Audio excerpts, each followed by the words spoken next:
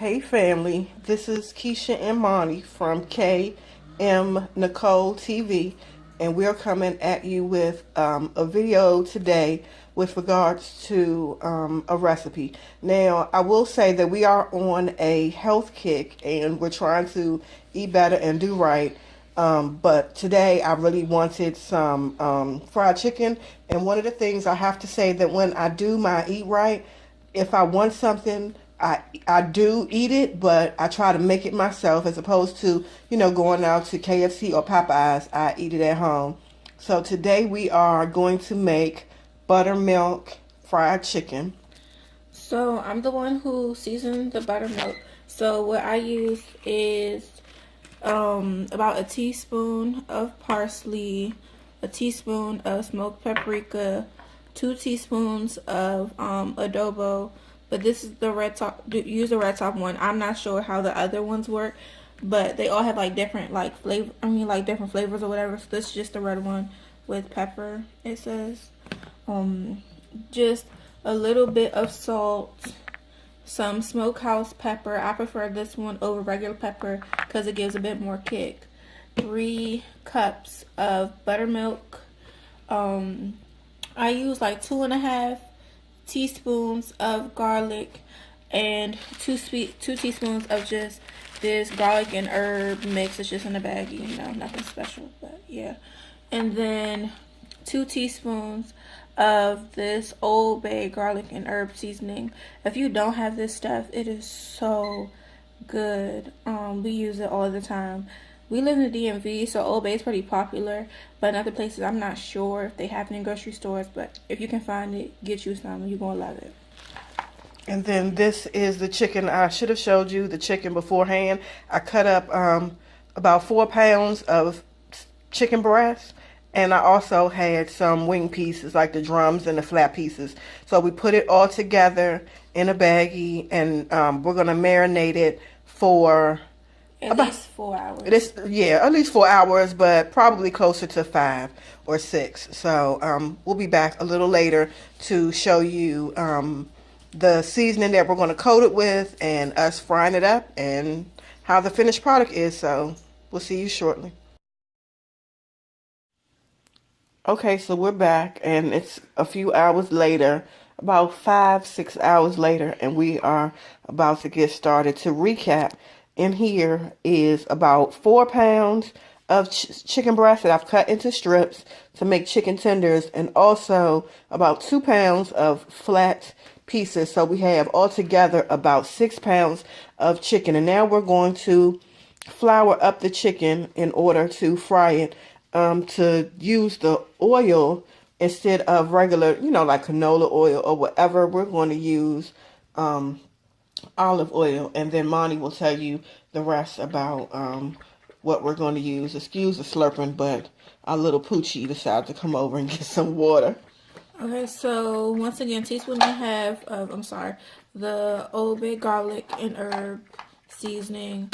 2 teaspoons of the seasoned salt. The Lowry's one is my personal favorite.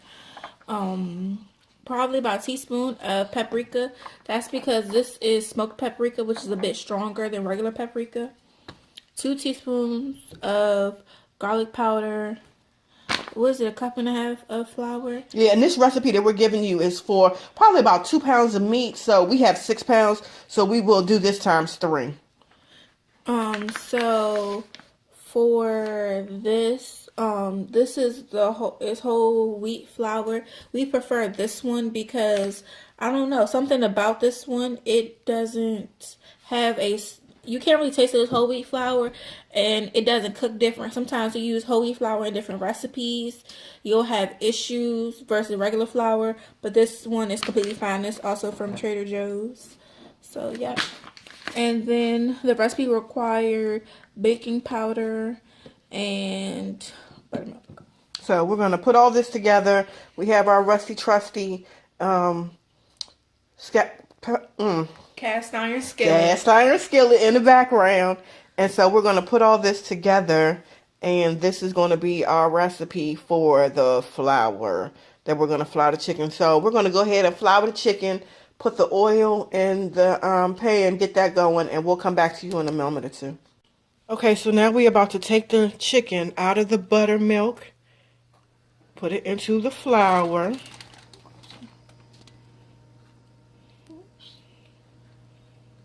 Put it into the flour. And then put the flour and put and we're using tongs so that our fingers don't get really messy. And we're just trying to make sure that it's extremely coated because that's going to make it extremely crispy.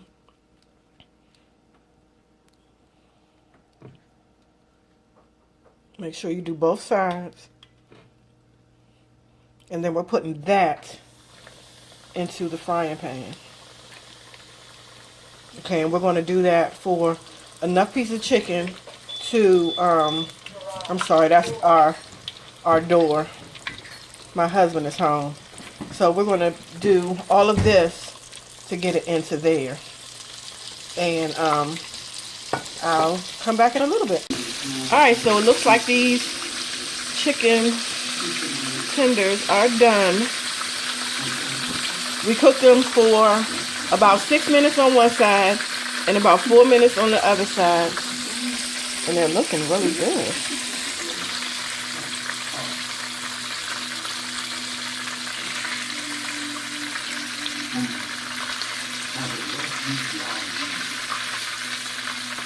All right, we're going to take a little bit and then we'll do a taste test.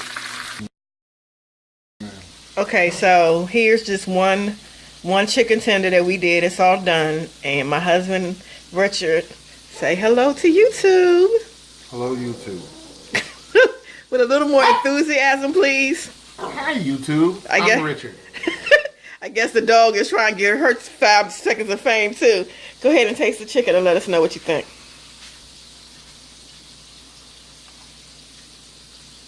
Ah, moist. It's real pretty. It's nice and golden brown. Thank you. And they said that they let it marinate in the buttermilk for about 4 hours. No, about 6 hours, 5 to 6 hours. We already told them that. It smells incredible. Seriously, it really does. Got the kitchen smelling great. Wish we had smell-o-vision. Here we go. Really? That old joke? Come on.